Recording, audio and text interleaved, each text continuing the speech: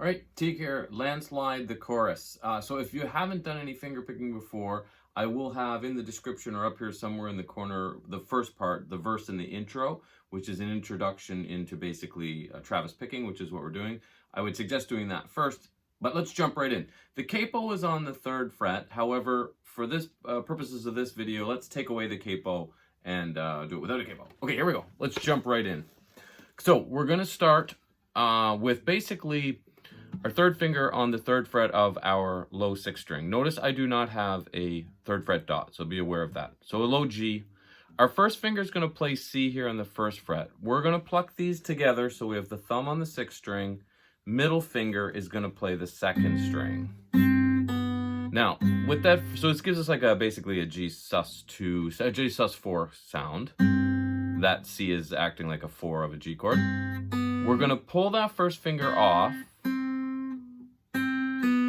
to that open B.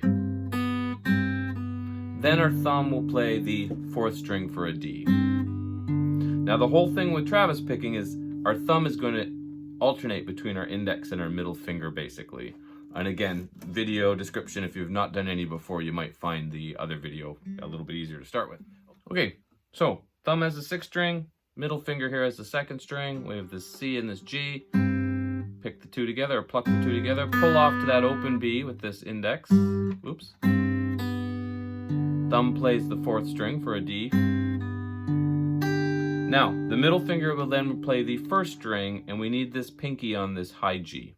So you can start that first chord with your 3rd finger on the low G, pinky on the high G, so the 3rd fret of both the 6th and the 1st string, then the 1st finger on the 1st fret of the 2nd string for that C. Oops. Now, the only reason I bring my pinky in a little bit later is because the pinky may end up interfering. It may not. Like actually, if you just bend it enough, it won't interfere with that 2nd string ringing. So that's beat 1. These are all 16th notes. Well, mostly. We would count it 1 E and a. Then we're going to come back to the 6th string, thumb. Then our index is going to play the 3rd string. Then the thumb will play the 4th string. That's beat 2. You actually only need this low G here, so you can take the other fingers away if you want. So 6, 3, 4, thumb, index, thumb. So we have a little slower.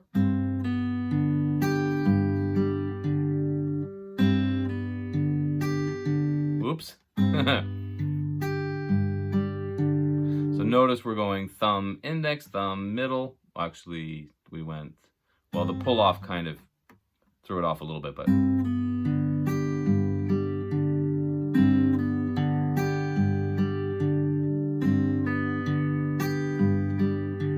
Okay, that's beat 1 and 2.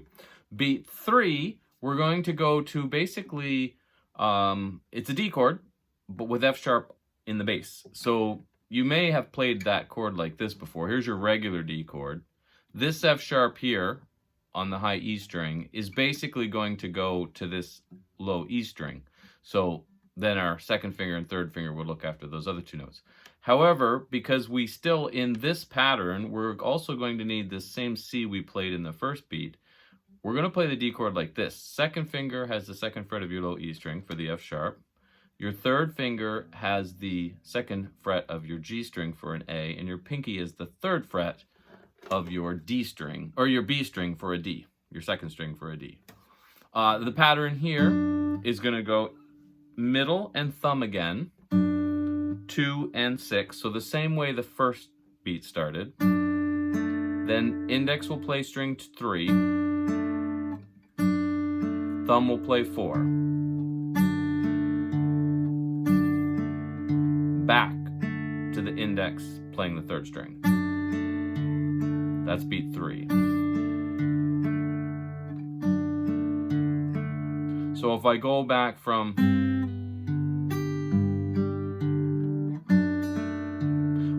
I left something out. You know how we said the first beat was 4/16 notes? 1 E and beat 2, when we went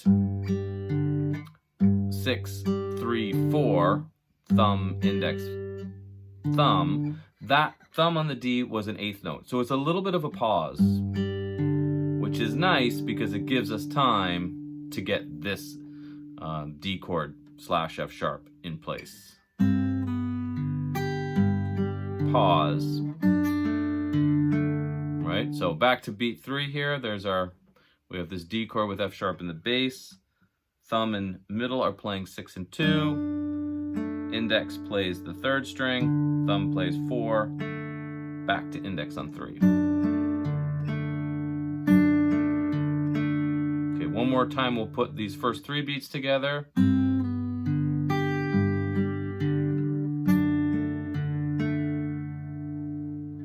Easy, or hopefully it is a little bit tricky. But just break it in little pieces, right? Start with just that pull off, then get your thumb going to that 4th string, then add that. Oops, my thumb didn't really. After I just messed it up like 4 times in a row after I just said. Anyway.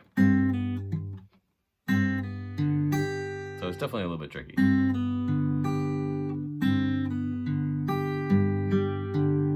Anyway, piece it together in these little pieces. So beat 4 now. So we've done this D / F sharp. We're going to put our first finger on this C again. So the pinky, basically the chord shape we were holding, this D with the F sharp on the bottom, the pinky's going to go away. And the C on the 1st fret of your 2nd string is going to be there. And we're going to play those together. So again, thumb and middle on strings 6 and 2 again. Index on 3 like before. And thumb on 4 like before. And that D is also an 8th note. So again, we have a little pause. 4 E and So beat 3 and 4.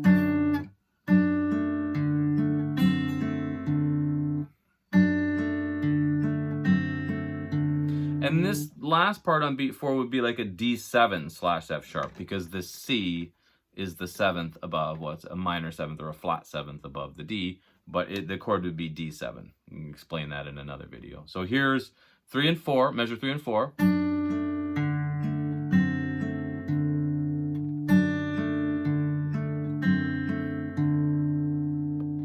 The first measure all together.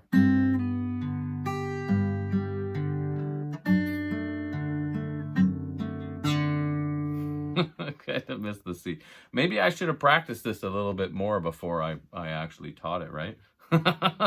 Okay, measure 1 in its entirety again.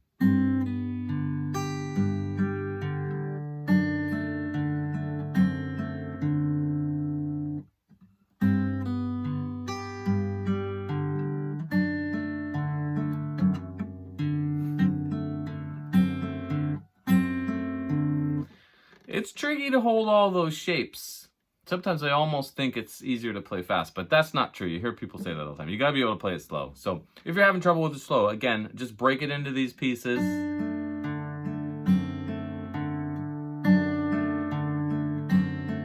Okay, last time, and then we're moving on to the next measure. The good news is it's a 4-measure riff, but measure 3 is basically like the intro. And it's pretty easy, and half of actually measure 4. So, okay, last time on measure 1.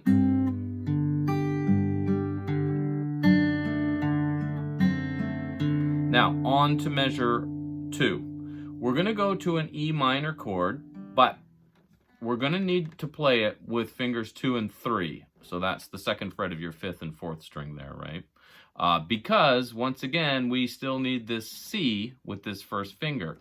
So again, we will hit 6 and 2, thumb and middle. So you notice a theme going on here with the beginning of each of these phrases. We'll pull off that first finger to the open B. Thumb is then going to play the 5th string. So it's the first time the thumb has played the 5th string. That's why we're holding the C minor chord. Then the middle finger will play open E. That's beat 1 of measure 2.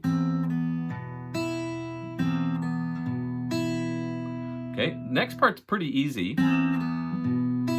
We're just gonna go thumb on 6, index on 3, thumb on 4, middle on 2. So we're just going thumb, index, thumb, middle, which is going 6, 3, 4, 2. We're gonna do that 3 times. So that's not bad, right?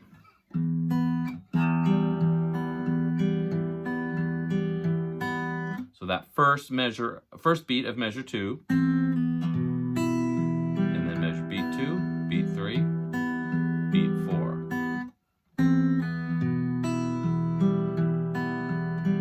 You know what, I think that first time I just played it, I think my thumb hit 4 instead of 5. Remember we said when you first play this E minor with the C here, hit 2 and 6, pull off, then hit 5. It doesn't really matter. You can hit 4, and because the thumb, in that whole first measure, the thumb is going from 6 to 4, so it's really easy to continue that and miss 5, but it is 5. Also, I'll say really quickly, we are simplifying this a little bit. Not much, just a little bit, but it will make it easier to sing, and it pretty much sounds just like it. There's just a few variations on it, basically. Okay, measure 1 and 2 together now.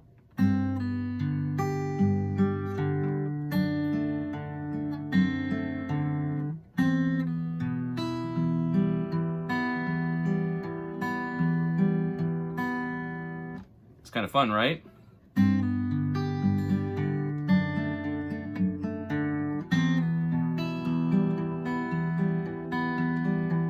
And don't worry about if some notes get ghosted on you and you don't really hear them. Just try to keep the pattern going, because most important is it just stays in time. And whether you hit the wrong string, that's not going to really matter a ton either, because we're holding a G chord or we're holding an E minor chord, so whatever you hit is part of the chord. We're just trying to keep this flow.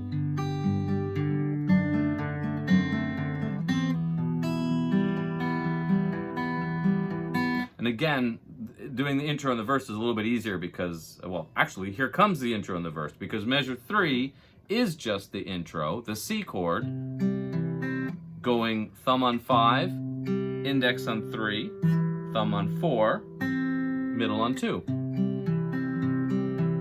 So that's what happens in the intro, and I'm not spending much time on it because the other video will, if you want to work on that. Then a G over B. So we're playing our second finger on the 2nd fret of our 5th string for a B, and our pinky is playing the 3rd fret of our B string for a D. And this does the same thing. Thumb, index, thumb, middle, 4, 2, 4, 3. So C chord, G over B, then A minor 7th, which looks a lot like your C chord, it's just missing the C. So you have that open A. Same pattern again though. 5, 3, 4, 2. Thumb, index, thumb, middle. So C, G over B, A minor 7th. It's called A minor 7th because this open G is ringing. So here's your regular A minor, but we don't have this 3rd finger in there. That G is a 7th higher than A minor 7th. Almost done. So C, G slash B, A minor 7th. And then we're going to go back to basically beat 3 and 4 of measure 1. So that D7 again, D slash F sharp with the kind of weird fingering, right? 2nd finger's got that low F sharp. 3rd finger's got the A on the 2nd fret of your 3rd string. Pinky's got the 3rd fret of your 2nd string for a D. Same pattern again, 2 and thumb and strings 2 and 6, thumb and middle finger. Index plays 3, thumb plays 4, back to index on 3. Oops. Then that 1st finger is in there for that C, pinky goes away. Again, thumb and middle play 6 and 2. Index plays 3, thumb plays 4. So that is the same. You already just learned that. That was beat 3 and 4 of measure 1. That is our chorus.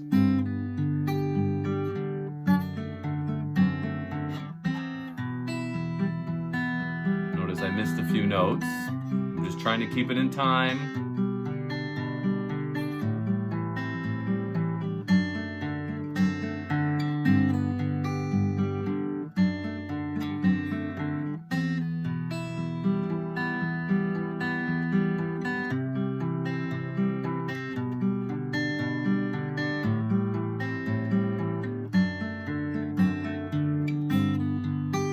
Isn't that great? It's such a great part. And the capo we said was on the 3rd fret if you want to play along with the record. And then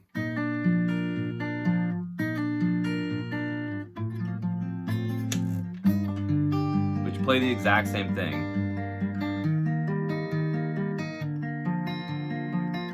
Anyway, you get the idea. So whether it's with the capo or not, yeah. So thanks so much for watching. As always, my name is Teague. I don't think I even said that at the beginning of the video. If you made it this far, musiclearning.com is my site. Lots of guitar related stuff there, courses and classes and lessons, and YouTube channel here. It's called TripViews because TripViews is my band/writing project. Recently, it's just a writing project, but it has been variations of all kinds of things. Like, subscribe, comment, you know, the things that help the channel and help me. Thanks so much. Yeah, and follow the links it'll take you to a page on musiclearning.com that actually has the intro and verse broken down. The chorus is broken down in a membership section, but of course I have to make money somehow. Thank you so much for watching. As always, I hope you have fun with it, and we'll see you next time.